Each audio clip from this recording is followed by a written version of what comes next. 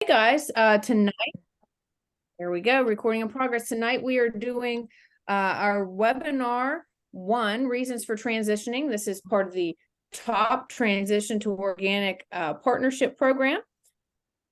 We are the West Virginia Farmers Market Association. And our mission is to strengthen the capacity of West Virginia farmers markets and positively impact the communities that they serve by providing education, advocacy, and access to healthy, locally grown foods. This is part of our education mission here. We are educating individuals about transitioning to organic production. This is among some of the many things that we have for education programs. We also currently have a labeling class that is going to be in Parkersburg on December 1st at West Virginia University at Parkersburg. So what is TOPP? TOPP is the Transition to Organic Partnership Program. It's a USDA initiative. The USDA is funding this program, and we are a sub-award through the Food Farm Coalition of West Virginia. So our job in all of this is to put out education and community building network for individuals interested in transitioning to organic production. This is, like I said, the first part of our 6 webinar series. And then after we finish up these webinars over the next 6 weeks, we will transition in January very slowly as the year opens up for us. We will start having our organic farmer networking hours where we will meet and we can discuss we will discuss a topic and then just be open to questions and mentorship through those webinars. Well, they're more of a peer network, if you will. So we will start those in January. Through TOPP, there's farmer to farmer mentoring that is available. Unfortunately, Isaac and Holly, who are presenters today, they live in a different region, just across the river in Ohio. So if they were to do mentoring, it would be for that region. But we will have different mentors here in West Virginia to do one-on-one mentorship with anyone that's interested. So please let us know if that is something that you are interested in, and we can arrange that. If you're interested in being a mentor, you're already an organic farmer and you're interested in being a mentor, let us know that too, and we can connect you with the resources at Food and Farm Coalition to get you set up as a mentor. Technical assistance and training is going on through different organizations across the state. Like I said, Food and Farm Coalition is the main West Virginia partner on this grant. So they have things that they are doing as well, and we will keep you posted of those as we know those events as they are released, and we can share them with you. So now I will turn it over to Isaac, and his wife Holly is here as well. They are from Next 7 Organic Farm, and I will let them tell us about their farm and start their presentation explaining the reasons to transition to organic production to us. So take it away. Okay, thanks everyone for tuning in this evening and giving Holly and I the opportunity to share our work and some of our experience and hopefully help folks along in their own journeys with farming. We're currently farming about 198 acres in Harrison County, Ohio, which is my wife's family's farm. She's a 7th generation in her family to be on the farm. Our children are the 8th generation to be on the farm, and we're the stewards for our family land for this generation around, and take a lot of pride in taking care of the old place and turning out some production. We grow vegetables, certified organic vegetables, herbs, flowers. We raise produce of a lot of different variety, and we're marketing that through farmers markets and CSAs. We have some retail grocery store sales. We pick up some restaurant sales, and that's the main focus of our farming business. We've raised cattle, we've raised hogs, got into the pasture raised meat sales for a little while. And I also work in the hemp end of things with the state certification programs with raising hemp of different sorts. So I work with it for CBD, for medicine, as well as fiber going into material usages. So let's see. Holly and I have been farming together collectively for 8 years. The farm's been certified organic since 2011 when Holly began farming it.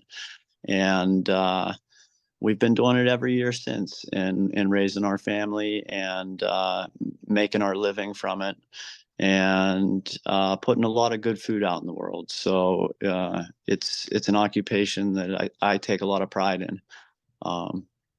So I guess enough about us for right now, and more about what we're here to talk about with uh, transitioning to organic, and why does it matter, and what's the point, and it farming's a lot of work already, and why take on more work with certifications and fees and costs.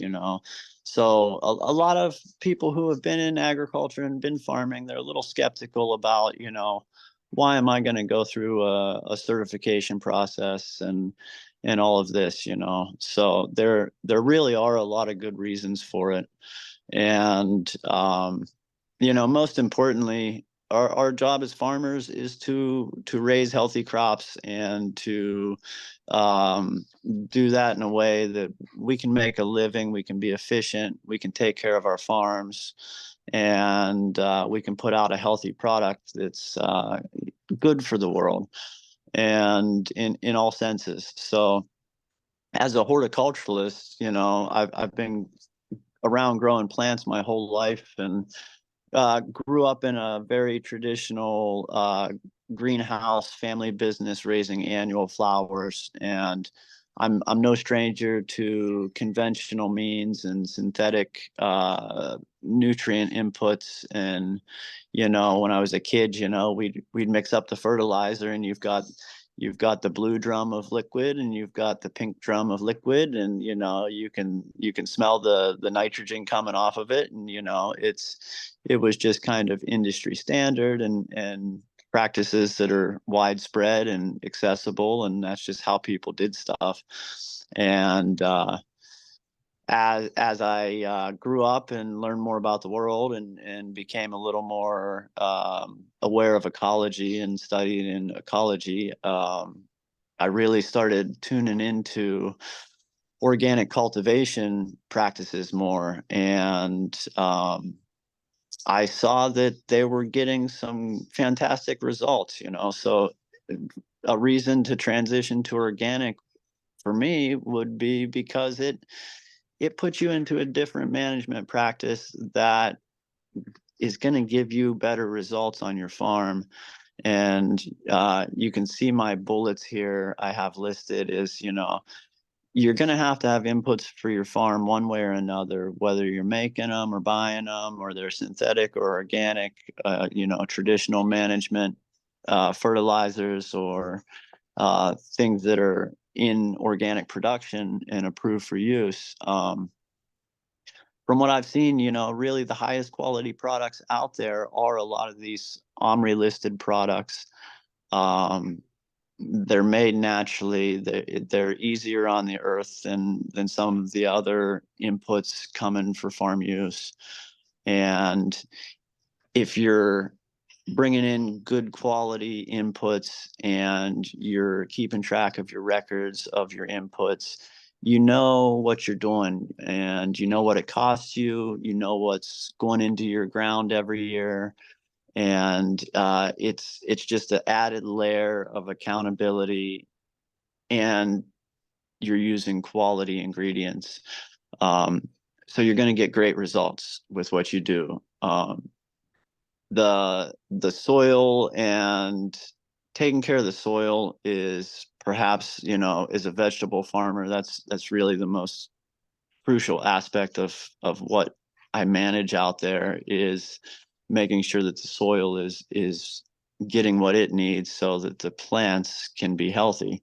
And a great reason for transitioning into organic management is it allows you to start working on a different nutrient exchange pathway that's happening out there. And when you work in the organic side of it, you're feeding the soil microbial life. You're building up those microorganisms, and you're trying to avoid setting them back. You're trying to avoid heavy tillage, trying to avoid any kind of nutrient fertilizer applications that might shock those populations. And so when you start taking care of the microbiology in the soil, an amazing thing happens, and the plants start getting the nutrients they actually need. And these microorganisms are essentially external digestion system for the plant's roots, and the roots on their own just can't assimilate the nutrients that are out there available to them.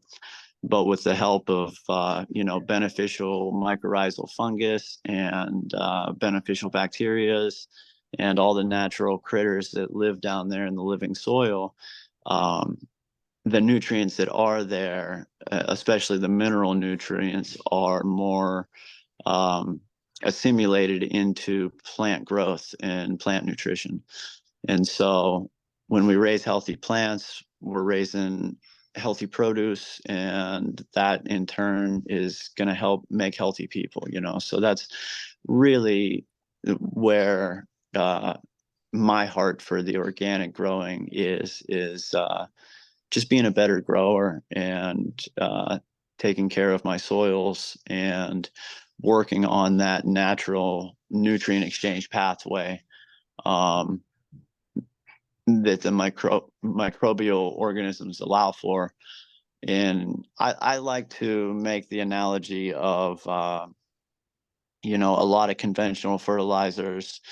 I could equate to maybe like an IV drip situation with the human body where, it's going to provide you some nutrients and it's going to keep you alive, but it's a far way away from 3 square meals a day and having those nutrients being digested by all the microbes in your digestive system versus just being right into your circulatory system and distributed that way. So, I look at organic management practices for nutrient uptake as, you really got to look at feeding those plants, 3 square meals a day and really taking care of their nutritional needs. And we do that by feeding the microbial life in the soil. So I really feel like the better result in organic management make it so worth the effort.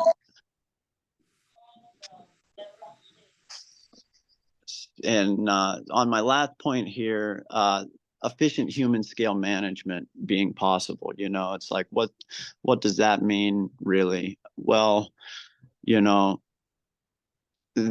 yields and the management practices that we undertake on commercial agriculture, we're reliant on a lot of diesel. We're reliant on a lot of big machinery, and sure, it does speed up production, and sure, you can get incredible yields and results with the amount of man hours actually behind mechanized farming. But when it comes down to the actual yields coming out of the ground and making meaningful livelihood and jobs for people, organic agriculture is excellent for scaling back production needs on machinery and making efficient human scale systems possible, where with a couple people working with some hand tools, with maybe a small tractor or a walk behind tractor, you can effectively manage a farm that can create a livelihood for several adults, So it's a very viable thing, and it's entry level friendly. You don't have to have a $200,000 tractor to really get very productive with organic vegetable growing. So there's a lot of reasons on the farm level that, you know, I just think it sets us up for better management practices with our soils, and puts people back on the ground and actually on their feet, working with their hands with the plants. And it's a very energy efficient system that becomes possible. I can move on to the next slide on the agenda here. And you know, when we're taking care of the healthy soils, you know, we're going to raise healthier plants. And a plant that has a fully functioning immune system, because it's getting everything it needs for cellular development, it's going to have a lot less problem with pests. It's going to have better crops. It's going to have higher yielding harvests, and that's going to take a lot of the input costs of keeping up with pest management and a lot of the human labor and man hours that goes into management. It's going to make all of that run a little more efficiently. So putting the forethought into taking proper care of the soil is really putting out healthier food on healthier plants. So we don't have to fight so hard. The plants can stick up for themselves, and you'll have less problems with blights. You'll have less problems with any kind of viruses, funguses, molds, things like that. And knowing your crop and really, you know, if you're going to commercially farm, it really pays to tune into how people are doing this and commercial practices, because you really have to do this work efficiently as possible. And you know, starting with healthy soil, to have plants that have an immune system that will actually give you a good yield, that makes your work efficient and feasible. But you know, you could be certified organic, but you could be doing a poor job of meeting the nutrient needs of your crops. You could be doing a really poor job of just taking care of your soil or keeping up with the cultivation and weed pressure. I mean, I've gone through it myself and been through it all, and had terrible crops at times, and you learn and try to do better. And if you're fighting it all the time, if you're fighting the pests and you're fighting the weeds and you're fighting low yields, it makes your work so inefficient, and it really costs you money, and it becomes financially not viable to be farming. So, you know, healthier crops, healthier food. The consumer base in the world is becoming much more aware of where food is coming from, how it's being made. People really want some sense of what they're eating is healthy for them, because they know so much that they're eating isn't healthy for them. And for me, that's, you know, is a business. You got to look at what the consumers want, and where the consumer interest is going. And you want to tune into the people who are tuning into what you're working with. So you want to find the people who are interested in organic farming, the people who are interested in healthy eating.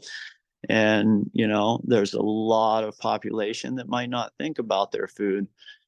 As farmers, we want to find the customers that do think about their food, and we want to provide a service and something good for them that they can believe in, and feel good about making their purchases and spending their money with us as a business.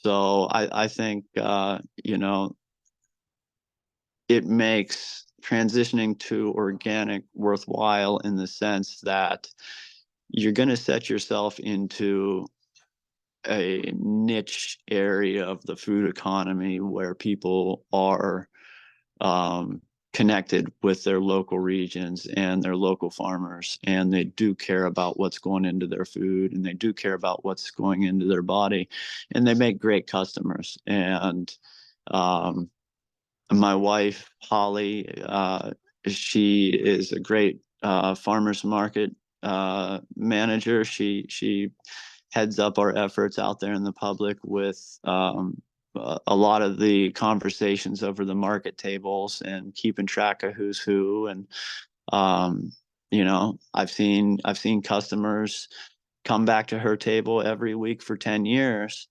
because they know Holly and she's who grows their vegetables for them, and they trust her, and she's gone through the whole process of being certified organic and doing the work of being accountable on that end of it.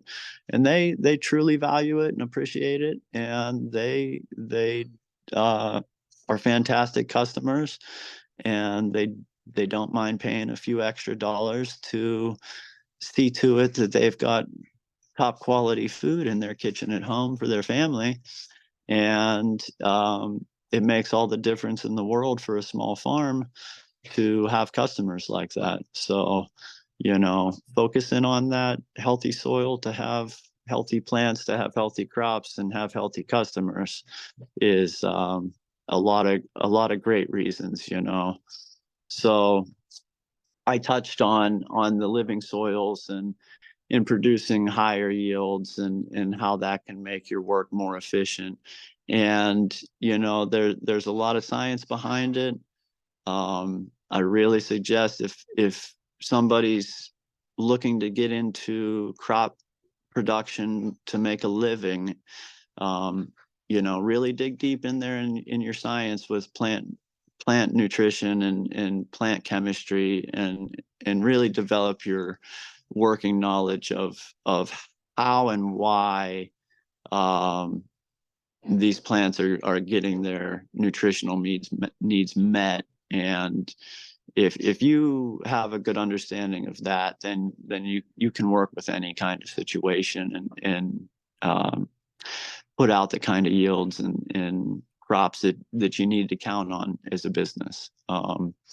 If you think you're just going to be able to work hard, and working harder is going to be what makes your business or your farm successful, you know, there's been a lot of very hardworking people who haven't been able to stay on the farm, and you know, it could have really paid them to just understand the science a little bit more in depth behind what they were actually doing.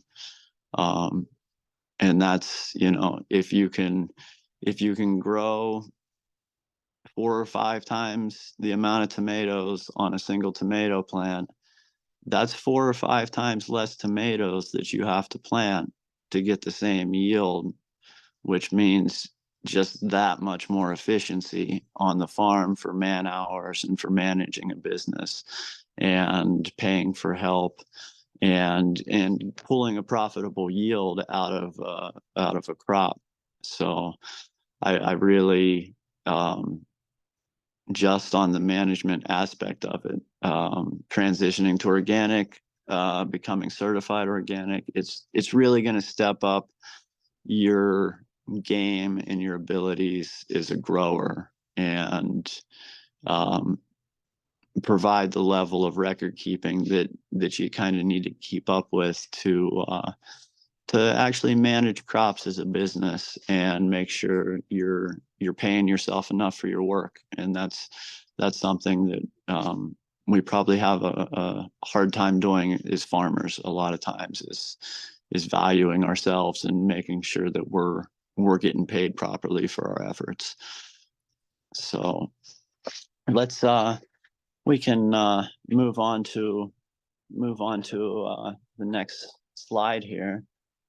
And so we were talking about our customers and how, you know, these kind of customers that we're trying to find are people who value their food, and they want access to quality ingredients. And a lot of them understand that,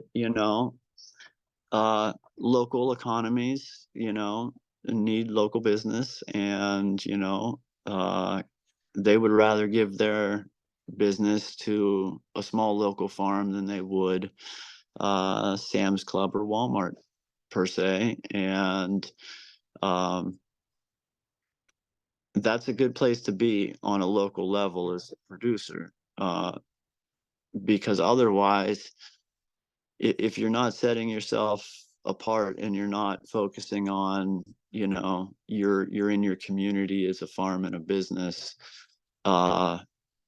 you might find yourself actually competing with a commercial food economy and very large farms and businesses. And to think that a small family operation might be able to price match on the kind of pricing that very large commercial farms are putting out, you're really not doing yourself a favor by not setting yourself apart from that economy.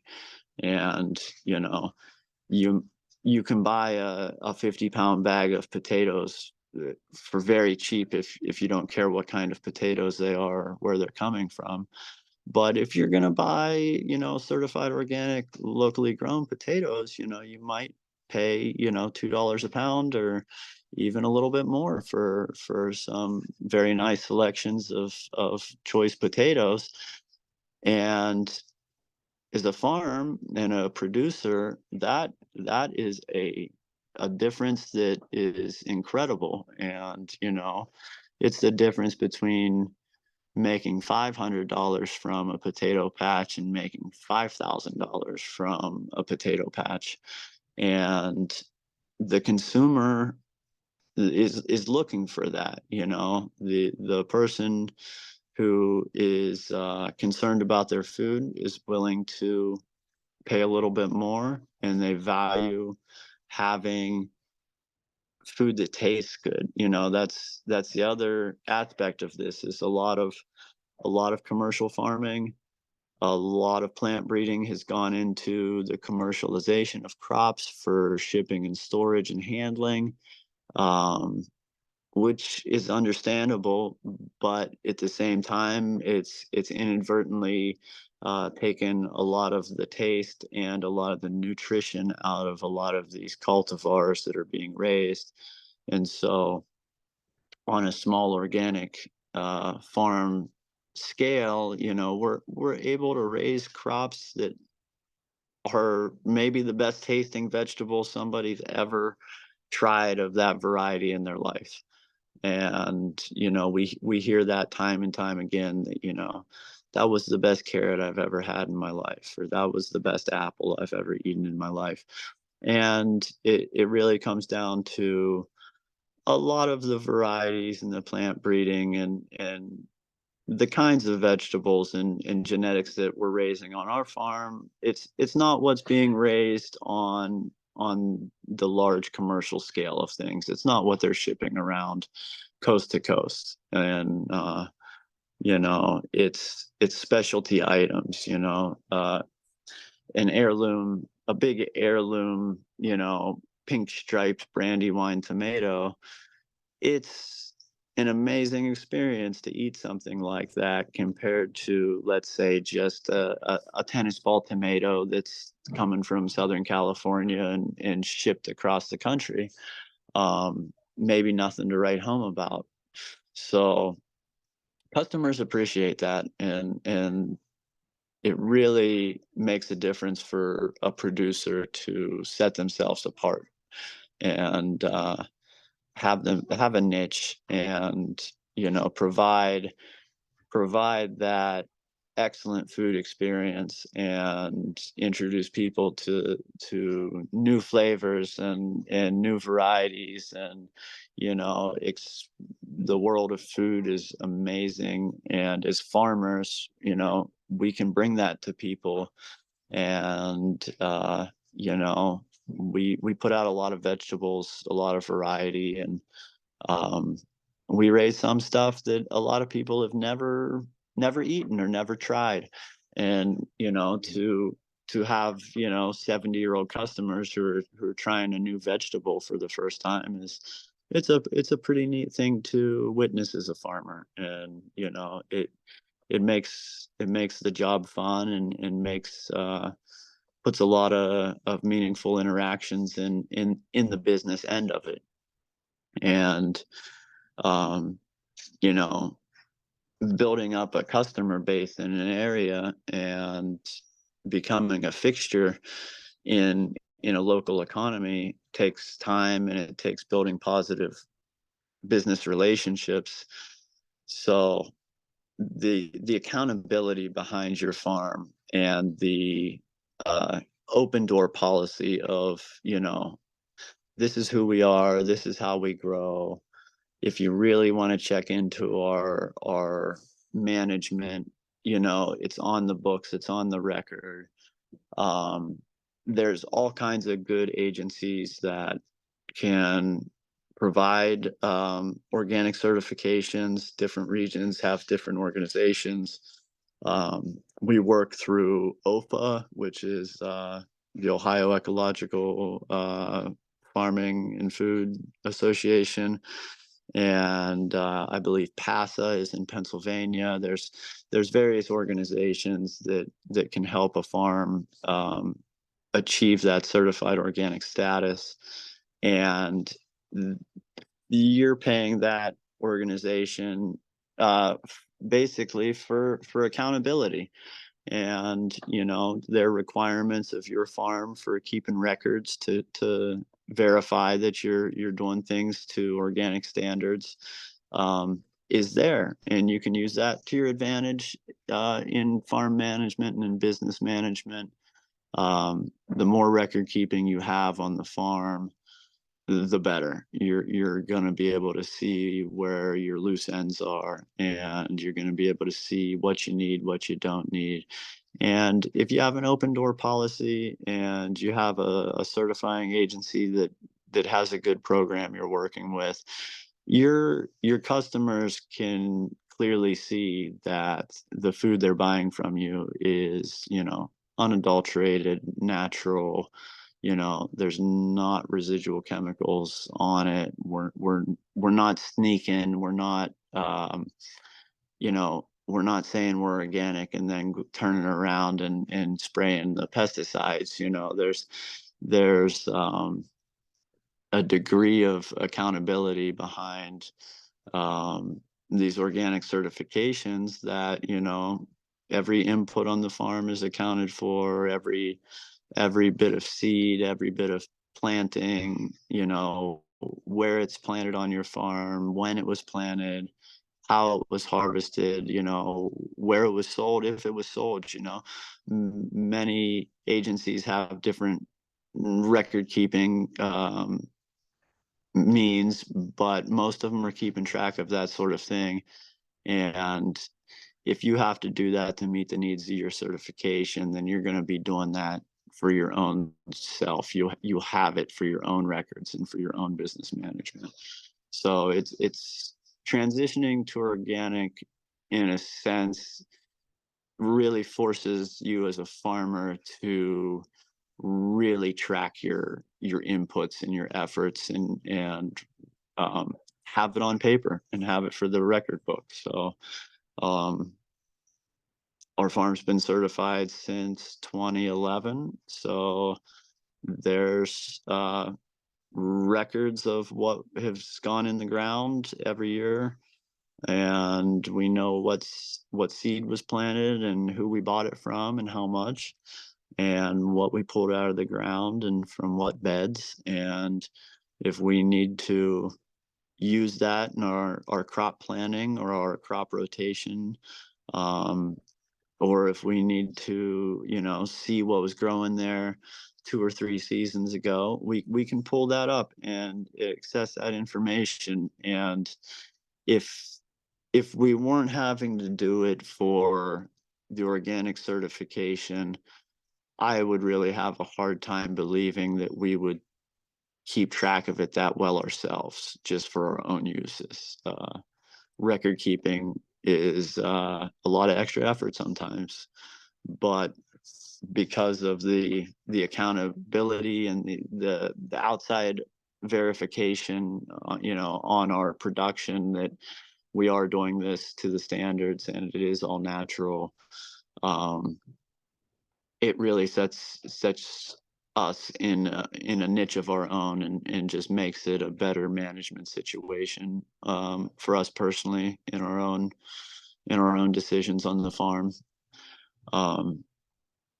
So, there's a lot of different reasons, from production to the customers, um, to the yields and the business aspect of being certified organic. If you're going to be in the business of agriculture, it pays to find your niche, and be a part of a niche.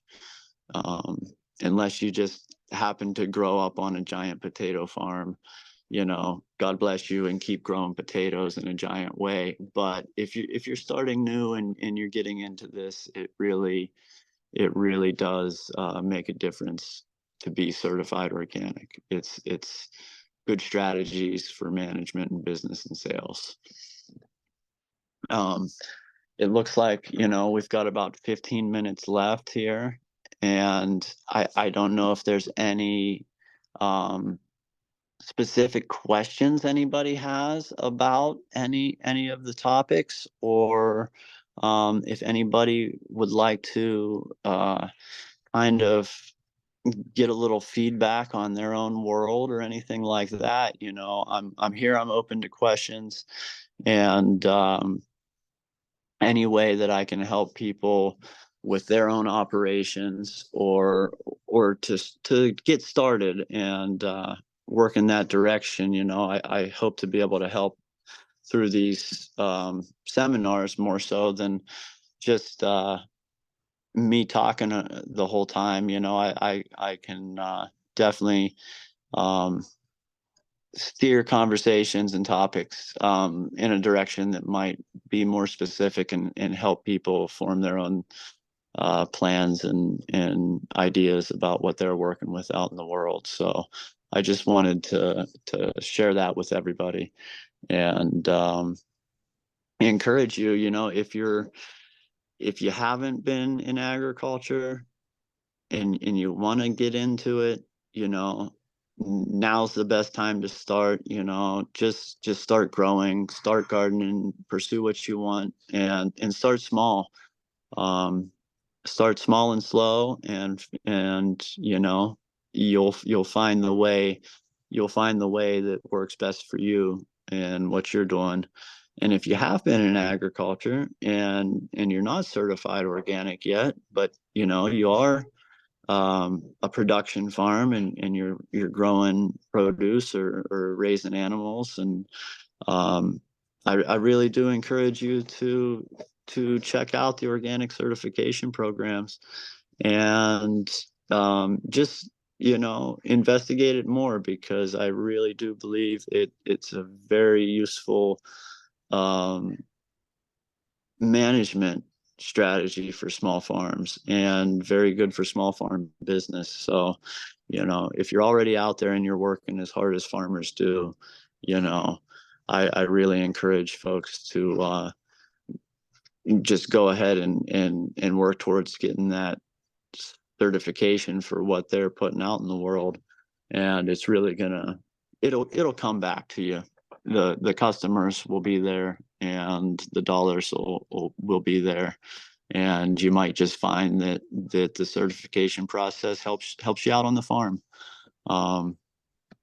So to everybody who is out there working, it's a lot of work, and every farm is a unique situation.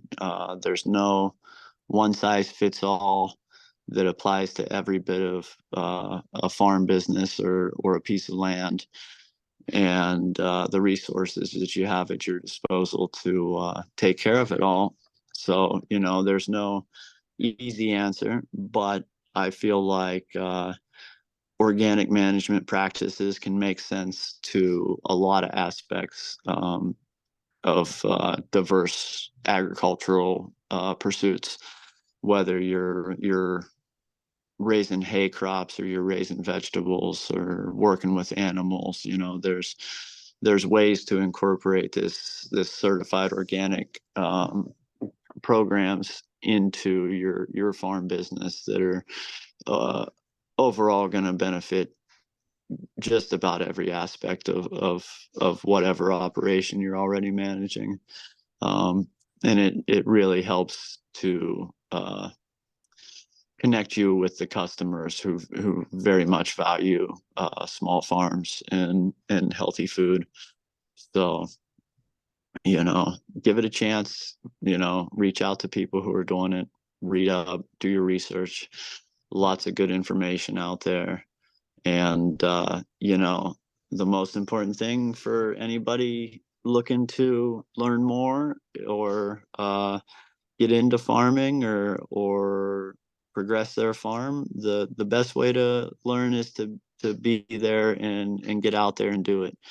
And, get your hands in the soil and, start growing, wherever you are. Don't wait for the dream farm to happen, just if you want to get into it, just start working with the plants and growing wherever you are.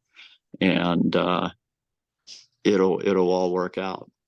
It's a great life, and it's a great occupation. So I try to encourage as many people as I can to get into farming. And if you're going to be farming, you ought to be farming organically as well. So I hope that we can help people. Yeah, that's great. Thank you so much for your presentation. We do have a couple questions. Denise, do you want to go ahead with your question? Sure. Great presentation. Thank you so much for doing this. Yeah, no problem. I have a few questions, actually. How many acres of vegetables do you all raise? Yeah, so typically our management of vegetables is typically between 2 and 5 acres of cultivation. Depending on the time of the year and our marketing strategies and where we're at in life, Okay. How many people do you generally have working on your farm? And does Okay. it vary, like harvest season? I would Yeah, imagine you would have more. yeah. So generally, my wife and I could be considered full-time, let's say. Mhm.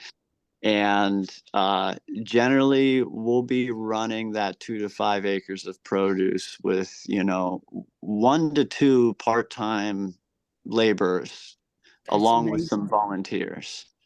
um, we do have some access to some volunteers through the Grow Ohio Valley organization in Wheeling. They're a AmeriCorps Vista Mhm. help has been kind enough to come out to the farm for um, doing bigger plantings or bigger harvestings. They've helped me get 1,000 tomatoes in the ground or pull an acre of potatoes out of the ground, and they've been a tremendous help having them in the neighborhood. Oh gosh, I'm sure. But for the most part, we run, my wife and I, and one part-time or 2 part-time people, and we really, we're trying to be efficient with hiring help. So I try to hire help for picking and packing, washing days where we're getting a harvest out of the field, or days where we're planting a crop out. Those are the days where we're getting help. And Sure. then the management in between, the cultivation work and the day-to-day work on the farm is what I'm out doing. And we do farm with small tractors. And Sure. we have some subcompact tractors, and you know, I'll cultivate with a single row cultivator behind a subcompact tractor, and you know, there are some ways where I'm saving some labor Hmm. and working the machinery. Um, but I'm really trying to do our production as efficiently as possible, and a lot of that is taking me more away from some crops are good with tractors, some crops are maybe a little more efficient to do by other means, and ground cloth and trellising and tarping with silage tarps. There's some great no-till soil management methods to stay ahead of the weeds. Hmm. And if you start implementing some of those, you find that you don't need to hire that help to be cultivating. You know, I don't need to hire 5 people to be out hoeing the rows if there's no weeds in the rows to start with. Right. Yes. Do you all make your own compost and mulch? Yes. So we do make our own compost. We make our own mulch. Um, a lot of times, you know, I've got certified organic hay crop on our farm. So, Mhm. you know, we're utilizing our own inputs on the farm, from the hay, you know, to we'll let some bales break down and weather for a few years. We'll have a nice big loose pile of that. We use that in mulching some crops, deep mulching tomatoes or potatoes or such. And the composting, you know, between animal manures and crop residues, we'll build up some piles. And if it's compost that we're going to be using directly on the gardens in the sense of a top dressing compost, we will hot compost those. And as part of our organic certification, we actually have to um, do record keeping on our compost piles on when we built them, and we have to keep them at a temperature of like 160 degrees for several days, and make sure we document and verify that, just to show that you know, we're not just throwing some uncomposted biomass down, Mhm. and you know, not bringing in any kind of possible microbial contaminations. You know, you don't want to use fresh manures and things of that nature when you're talking about crops like, you know, lettuce and cabbage and leafy Right. things that you're consuming directly out of the ground like that. You know, Right. uh, manures are Um, valuable on the farm, but those are typically you know, you're applying manure and there isn't going to be a crop in that ground for, you know, 70 days or 90 days, or there's time where it gets incorporated and the dangers of contamination and stuff like that pass. So right. Okay. Do you use heirloom variety seeds? uh Um, yes, we do use some heirloom varieties, and we also do use some F1 hybrid crosses. Just kind of depends on the crop, and um, some heirloom, such as tomatoes, you know, mhm. heirloom tomatoes hold their own value on the market. They're kind of their own product and set themselves apart from the rest of the tomatoes. And so, you know, that's a good one to raise there. But, you know, I also like to have, you know, a good production F1 hybrid tomato that's maybe just a nice round slicer Mhm. that, you know, we can fill up our half bushel boxes, and they can keep, and they can get transported around a lot better than those heirlooms that are so tender. Yes. And you know, so I value both. I value both. You know, good bred hybrid plants are great for production and commercial uses, Mhm. and heirlooms are great as well. And heirlooms are usually great because they taste so great. Yes. And if you go down the wormholes of saving your own seed, heirlooms are wonderful, and you can really you can keep some awesome seed around, and every generation of seed that you save is adapting itself to grow in your specific garden and your specific conditions. So Oh, yeah, that's a good point. working with open pollinated seed in that capacity is really one of the most valuable things you could do to raise the capacity of your crops. Seed's amazing, and just after a generation, 2 generations, 3 generations, it will locally adapt itself to your conditions. If you're making proper seed selections, and picking what varieties and characteristics and such that you're trying to favor. So Right. heirlooms are great. Heirlooms are great. Yes. One of our vendors, I sell at the Lincoln County Farmers Market, and one of our vendors, her name's Nancy Roberts, and she raises these tomatoes, and she calls them Big Zeke Yeah. because the guy that started our farmers market, his name was Zeke Wood, and I don't know if you know him or not, but Nope. they're a cross between the tomato seeds that he was saving and Dolly Parton tomatoes. There you And go. she's been doing that for years, and they've, just like you said, they've adapted to her and her conditions. She does use organic practices. She's not certified organic, but she definitely uses organic practices. So sometimes she has 5-pound tomatoes off of those seeds. I Yeah. mean, off those plants, and it's pretty amazing. It's it's incredible. Yeah. um, do you ever use worm castings or the liquid from worm castings? Yes, absolutely. Worm castings, it's a secret miracle ingredient, don't Yes. tell everybody, but yeah, worm castings are an amazing product. I incorporate worm castings into our potting soils. So any kind of plants that we're starting in trays and we're um, transplanting plug trays out into the field, well, I'll incorporate the worm castings into that. So every plant gets a good start, and every plant then, if it has the worm castings, it's getting a little inoculation with some special microbiology that comes along with those worm castings. And any kind of liquid worm castings, and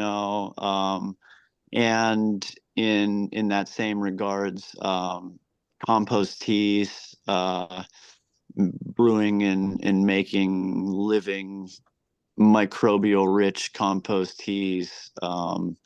It's possibly one of the most valuable nutrient inputs that you could use with raising healthy crops.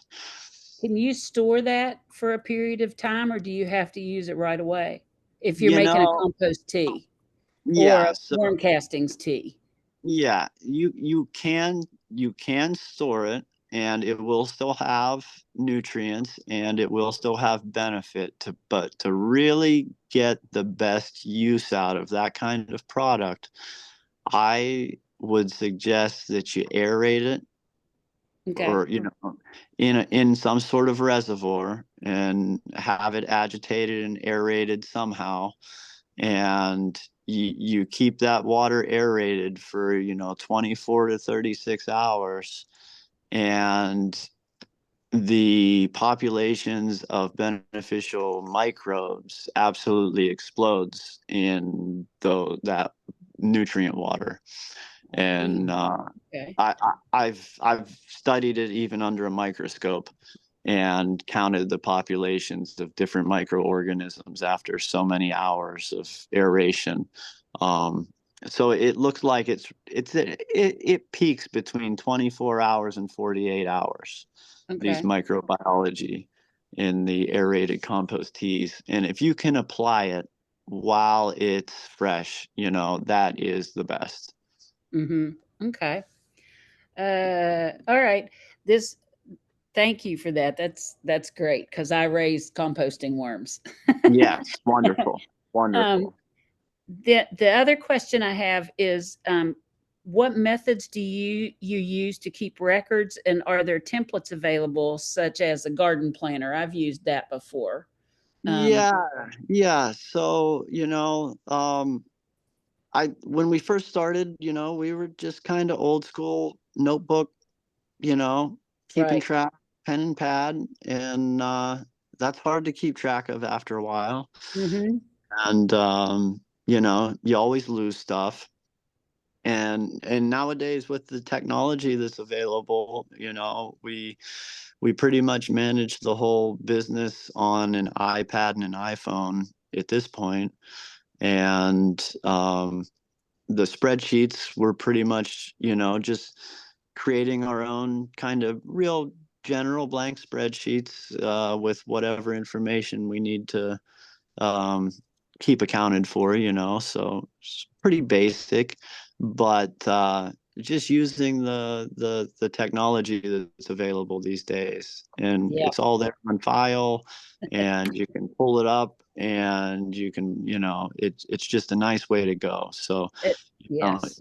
is old school and primitive living as I like to be in the world, this technology really is a miraculous tool on the It farm. is. It definitely is. Okay. I think that's all the questions I have. Thank you so much for answering that. These are great tips. This is awesome. Yeah. Hey, thank you for asking questions. It makes it fun on my part. Yeah, those were great questions, Denise. Thank Did you. anybody else have any questions? I think you covered the question I had, Denise, about record keeping, so that was great. This slide here just shows different ways to get connected with us. You can get connected with the West Virginia Farmers Market Association. Right there is my phone number, 304-398-5214. You can check out our website, www.wvfarmers.org. Send me an email direct, executive director at wvfarmers.org. You can get in contact with Isaac and Holly at Next 7 Organic Farm. Their phone number is listed 740-942-8042. www.next7farm.com. If you want to check out their operation, we've used some pictures from their farm here today. And they are located at 3600 Brushy Fork Road in Cadiz, Ohio. We will see you next week. Next week's topic is organic soil management. If you are not already registered, you can register online at www.wvfarmers.org. We will email the Zoom link out the morning of the webinar. That way it's nice and handy in your inbox for you to click on and join us in the evening. And I would be remiss if I did not mention that this was produced and paid for through a United States Department of Agriculture Marketing Service National Organic Program, the USDA Organic Program, transitioning to organic program here. So that is all we have for you this evening. We appreciate your kind attention, and we look forward to seeing you all next week. Great. Thank you. Thanks. Thank you, everybody. Yes, thank you so much, Isaac. And we No look forward to hearing you and Holly next week. Fantastic. We'll see you next week. Have a great week. Have a good week.